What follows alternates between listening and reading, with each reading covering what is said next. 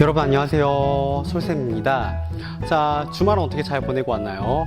우리 지난 시간에 요약하기에 대해서 한번 같이 공부를 해보았습니다. 졸업생 선배의 글을 한번 문단별로 요약을 해보고 그 글의 내용을 한번 구조화시켜보는 작업을 같이 진행해 보았죠. 요약하기는 글을 잘 쓰기 위한 첫 번째 단계라고 볼 수 있습니다. 내가 쓴 글을 요약해보고 그 요약한 내용을 통해서 글의 구조를 분석하는 것이 내 글을 발전시키기 위한 첫 걸음이라는 이야기를 같이 한번 나눠보았죠. 자, 그럼 오늘 이 요약하기를 조금 더 깊이 있게 바라보며 여러분들이 연습할 수 있는 기회를 부여하고자 합니다. 자, 한번 요약하기의 개념부터 같이 보도록 할게요.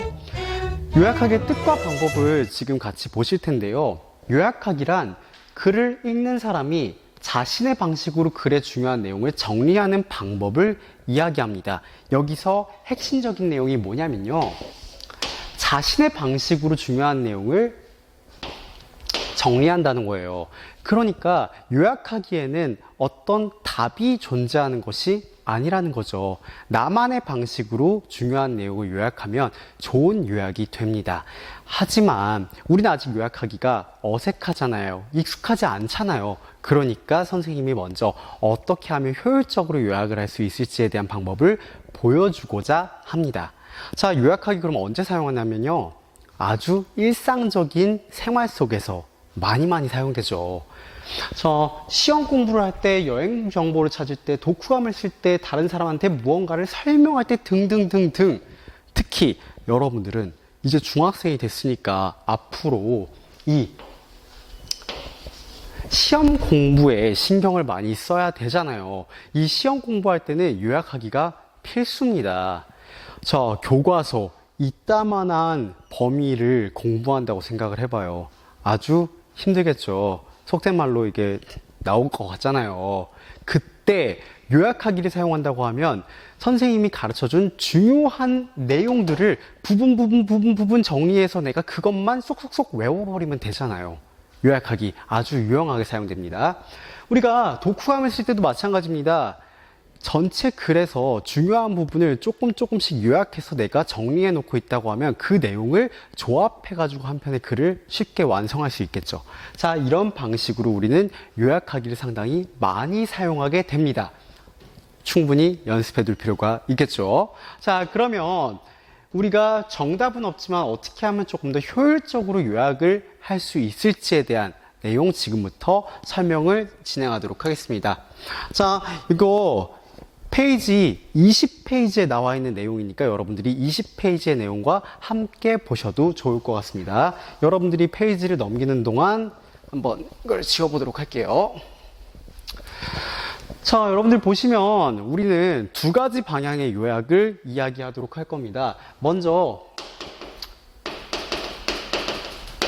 우리가 글 전체를 요약할 때와 그리고 이 문단을 요약할 때의 방법이 따로따로 있습니다. 일단 글 전체를 요약하는 방법에 대해서부터 먼저 소개를 하겠는데요. 자, 이건 사실 어떤 요약하기에 방법이라기보다는 글의 구조를 이해하는 방법이라고 생각하시면 조금 더 편할 것 같습니다. 일단 설명을 해보도록 할게요.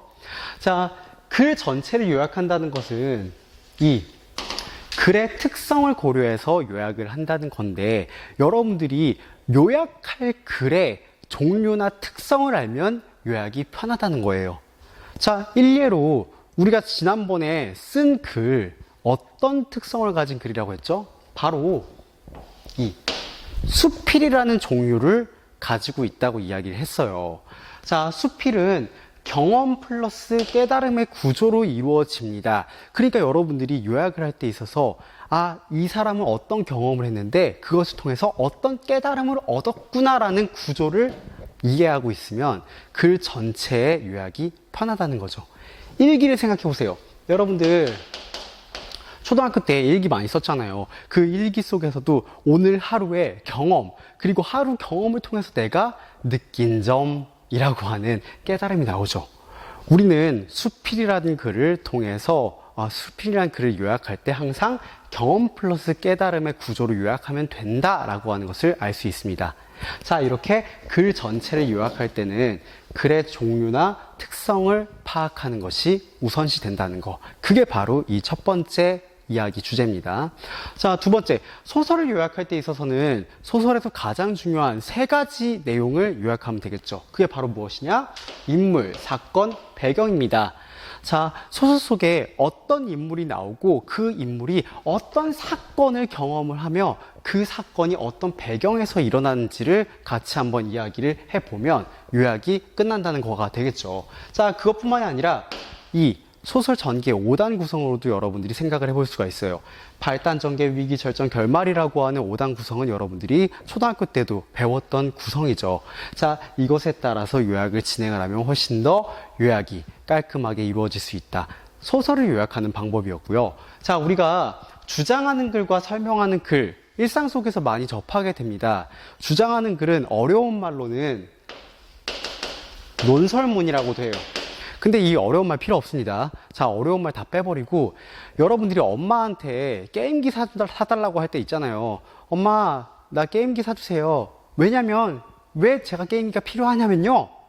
게임기를 사달라는 주장과 그에 따른 이유를 말해야겠죠. 누군가를 설득시키기 위해서 하는 말은 다 주장하는 말입니다.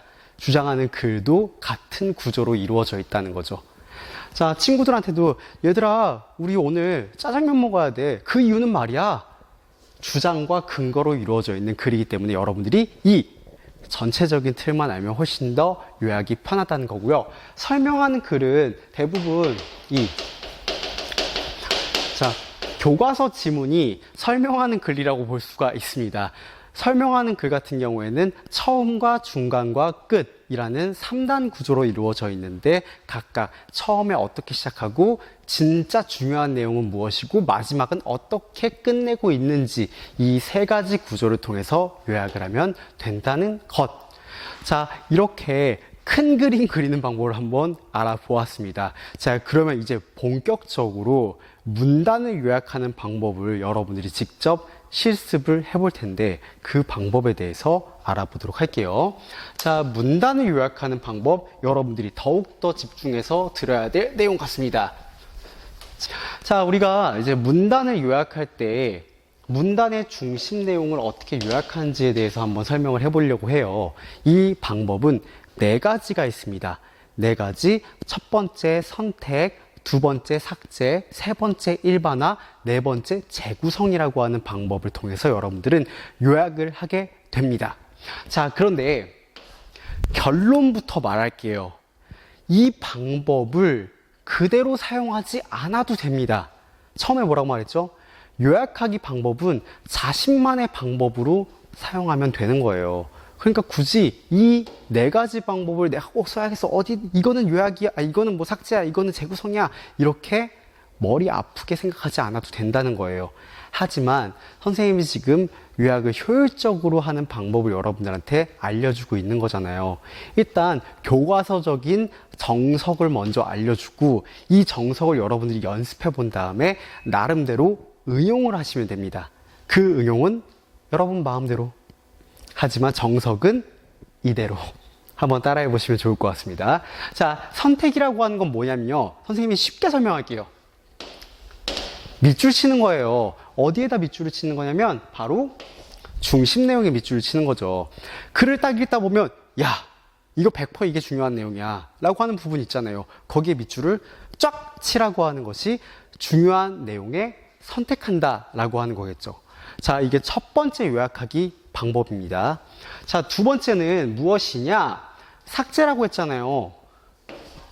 지워버리는 거예요. 근데 뭘 지우냐면요.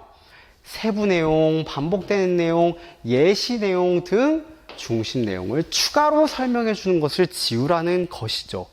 자, 물론 이 추가 설명이라고 하는 것은 매우 중요한 부분입니다.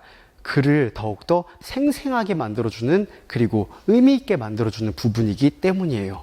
하지만 우리가 하는 것이 무엇입니까? 바로 엑스레이를 찍어가지고 글의 뼈대만 남기는 거잖아요. 그 뼈대에 이 피부 막 조직들이 다 붙어 있으면 정확하게 글을 진단하기가 어렵겠죠. 그래서 이 중심 내용이 뼈대라고 한다면 뼈대를 이루고 있는 이 피부 조직들을 다 걷어내 버리자라고 하는 거예요. 그래서 삭제가 필요하다는 거고요. 일반화는 무엇이냐?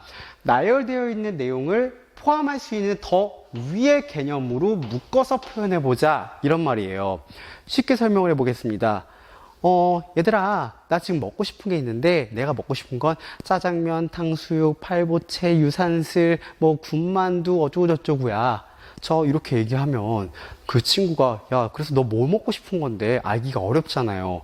지금 선생님이 나열한 여러 가지 예시들을 만약에 하나의 단어로 묶을 수 있다면 그게 뭘까요?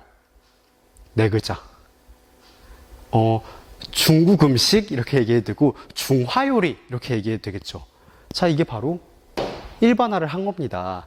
선생님이 얘기한 중국 음식들을 쭉 나열해 놓으면 그걸 언제 다 써? 그러니까 조금 더 상위의 개념인 중화요리로 묶어버린다는 거죠. 이게 바로 일반화의 개념이라고 볼 수가 있겠고요. 마지막 재구성은 뭐냐면요. 아주 친절한 글은 여러분들이 충분히 중심 내용을 밑줄 칠 수 있어요. 그런데 불친절한 글들은 여러분들이 아무리 찾아도 이거 밑줄 칠 만한 부분이 안 보일 때가 있어. 너희들이 아마 경험할 거야. 왜냐면 여러분들이 쓴 글이 아직 날것의 글이기 때문에 잘 쓰여진 글이 아닐 가능성이 많잖아요. 그렇다고 하면 중심 내용에 딱 밑줄 치기가 어려울 때가 있습니다. 그때 사용하는 방법이 바로 이 재구성이에요. 내용을 한마디로 표현할 수 있는 문장을 새롭게 만든다는 거야. 그래서 밑줄을 치기는 좀 어렵지만 이 내용은 이렇게 요약하면 훨씬 더 편할 것 같아 라고 여러분들이 문장을 새롭게 만들어내는 것이 바로 재구성이라고 하는 거. 앞으로 여러분들이 가장 많이 사용하게 될 방법이 이 재구성 방법일 거고요. 재구성에는 정답이 없겠죠. 여러분 나름대로 구성을 하면 되는 거니까 아마 이것이 요약에서 가장 핵심적인 부분이 아닐까도 생각을 해봅니다. 자, 그러면 이 네 가지 방식, 아주 정석적인 방식이죠. 이 네 가지 방식을 활용해서 선생님이 먼저 교과서, 교재의 글을 한번 요약해보는 시범을 볼게요. 그 다음에는 여러분들 차례입니다. 여러분들이 직접 연습해보시면 되는데요. 자, 교재 18페이지를 한번 같이 봅시다. 18페이지를 보시면 교과서 지문 읽기 장영희의 괜찮아라는 글이 나옵니다. 지금부터 이 글을 아까 얘기한 네 가지 방법을 통해 한번 요약해 보겠습니다. 오늘 한번 연습을 해보는 시간 가져봅시다. 자, 그러면 교과서 한번 볼게요.